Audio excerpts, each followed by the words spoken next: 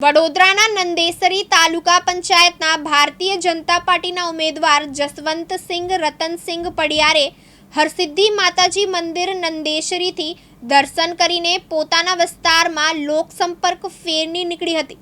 આ લોકસંપર્ક ફેરનીમાં નંદેસરીના સરપંચ દિલીપસિંહ જગદીશભાઈ પરમાર અને મોટી સંખ્યામાં ભાજપના કાર્યકર્તાઓ તથા ગ્રામજનો પણ જોડાયા હતા।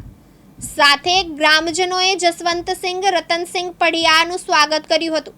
સાથે ખૂબ જ સાથ સહકાર આપ્યો તો ગ્રામજનોએ ઉમેદવારે 16 ફેબ્રુઆરી 2025 તારીખે રવિવારે સવારે 7 થી 6 સાંજના અચૂક ભૂલ્યા વગર મતદાન કરે તેવી અપીલ કરી હતી। તમને પહેલાં તો મારા જય માતાજી।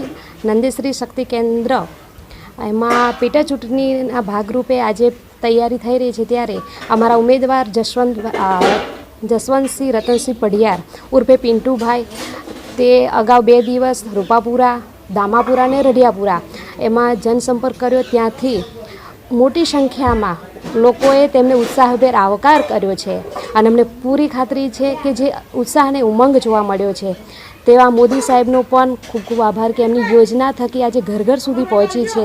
તેના થકી નરેન્દ્રભાઈ મોદી અને ગુજરાતના મુખ્યમંત્રી ભૂપેન્દ્રભાઈની સરકારની યોજનાનો ઘરે ઘરે લાભ પહોંચ્યો છે।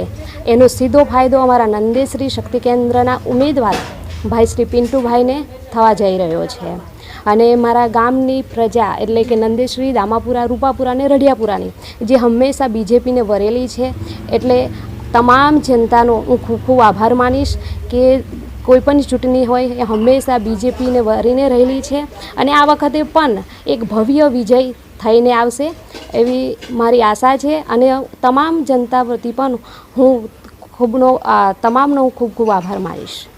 મહેન્દ્ર સોલંકી, દિવ્યાંગ ન્યૂઝ, વડોદરા।